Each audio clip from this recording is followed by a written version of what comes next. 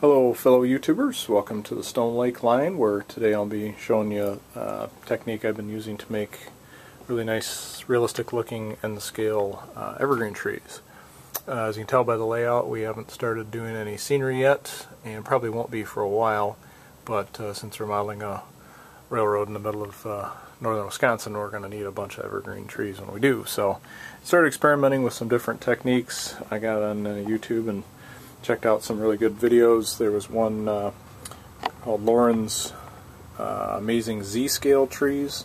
Lauren Snyder made up video, makes up really nice looking Z-scale trees using chenille fibers, like pipe cleaner fibers. And when I made those in the size of trees I needed for end scale, they just didn't really look that realistic. They were the material was too soft, so I experimented with some other types of materials, and what I've come up with that works best for me is these Woodland Scenics fieldgrass fibers.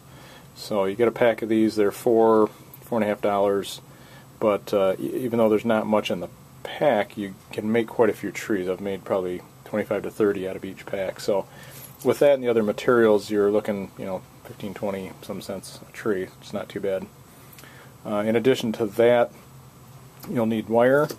And again, this is not a new technique. I'm just kind of putting my own twist on it. But the 24 gauge, this green wire I got at Hobby Lobby that they use for making floral arrangements, works really well. There's other gauges, but that's what's worked best for me. You'll need some inexpensive hairspray that I liberated from my wife, and I spray the trees when we're all finished with clear lacquer to help the ground cover adhere to them. Ground cover I like to use is the Woodland Scenics Fine. I use these canisters that little tea packages come in that they go through quite a bit upstairs, and I keep for different scenery items and make it really easy to reuse stuff. So I use the green grass, the yellow grass, burnt grass, different colors, so forth. You'll also need some tweezers. These are self-closing tweezers, which is kind of nice. A big pair of scissors, smaller pair of scissors,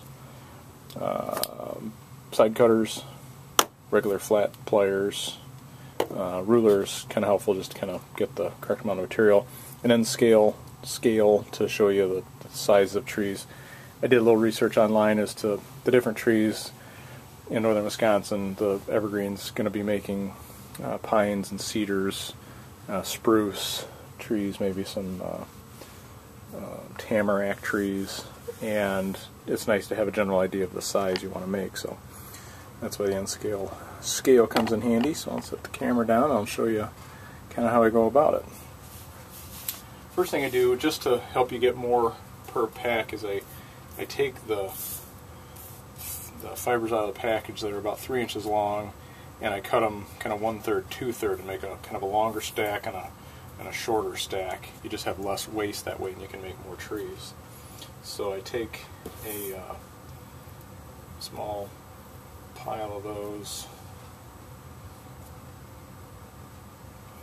maybe about that big, and take the self-closing tweezers, send them about there, then I flip them around kind of that way, and just I hold one end and let the tweezers hold the other end and cut them off. So there's your short stack of fibers, and here's your long. Just get more material for your money. Once you do that, then take some wire. About 10 inches is a decent size piece of wire to start with. Nip that off. I just straighten it by hand a little bit. Like so. Then just twist it in half and get the ends and just twist them together 2 or 3 times. And that's the part that you'll put in the chuck of the drill. So you open up the chuck a little bit, back down around it, and there's your loop. Then take the flat pliers, hold up maybe an inch, half an inch or so above the chuck of the drill, twist a bunch of times, and that will wind up becoming the trunk of your tree. These tightly wound bits of wire right there. After you get that done, camera over here, set it down, and you need to hook it over something. I just picked a piece of wood and put a cup holder in it. Anything will work, a bent nail or whatever. I just put it at the same height as my drill so I could set it on the workbench. And then just give it about 4 or 5 twists. And you'll bring your fibers over. Take a small batch,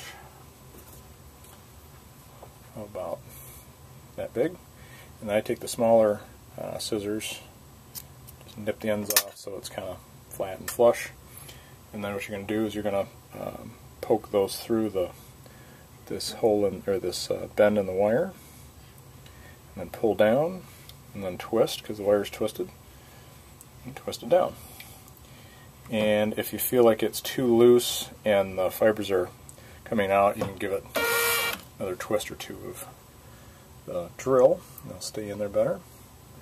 So I'll just take another batch, and this is where really fairly quickly you can get a feel for how you make different trees. You can pack these fibers really close together. You can spread them out like some trees where you can see part of the bark of the tree or the trunk of the tree in between the branches.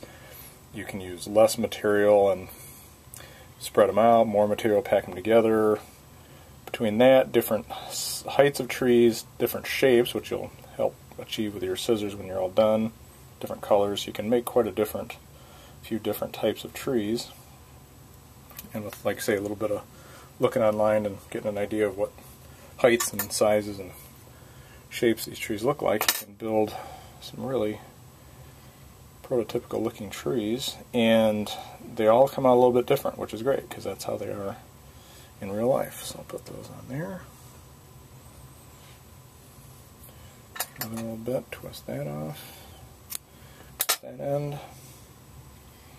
And once you get going at this and you kind of assembly line it, have your sections of wire made up and your material all cut, you can really get going and do them pretty darn quickly. And they're kind of fun.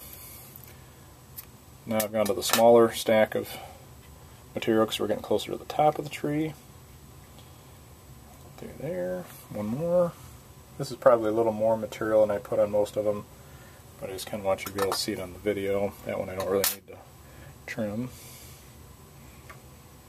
So there's our baked tree. Once you get that about where you want it, just take the drill and twist.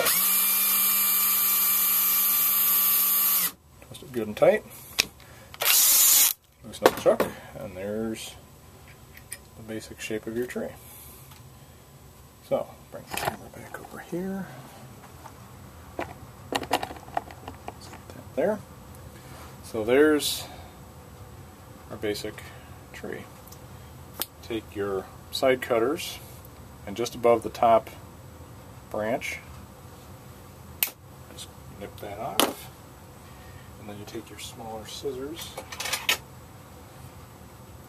and you can kind of blow and knock some of the extra pieces off, but you can see there's kind of these flyers out here. You want to cut those off. So you just trim your tree around. This is where you can shape it any way you want. You can make it more triangular, more Christmas tree shaped. You can make it rounder. You can make it kind of bow out around. You can cut the top, and you're just twisting it within your fingers to make sure it's kind of uniform all the way around. You're not lopping off one side of the tree. I also like to kind of look down, this way from the top and make sure it's reasonably symmetrical. Sort of like that.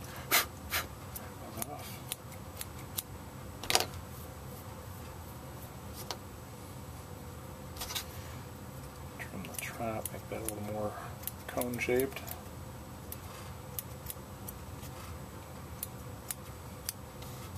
And there's your basic tree. So now you've got your trunk. This bottom piece where you twisted it initially, you can just take your side cutters and nip that off as well. And there's your basic shape. So now we're ready to put a little ground cover on it. So just take a pan, and say I like to use these containers that held tea packages. It's a nice cheap container for ground material. And what you'll do is you take your hairspray, and you'll want to spray the tree real well with hairspray. I'll do it over the garbage can. And I just take and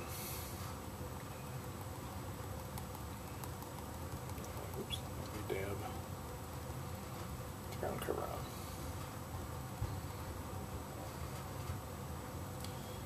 Like that. Do some at the bottom. Just kind of spin it in your fingers. Maybe there. So you can always just twist it and knock some off that way. And there's what we're looking at. Now you notice these didn't get much ground cover, so take a little more hairspray, hit the bottom more. Go ahead and tap some more in there.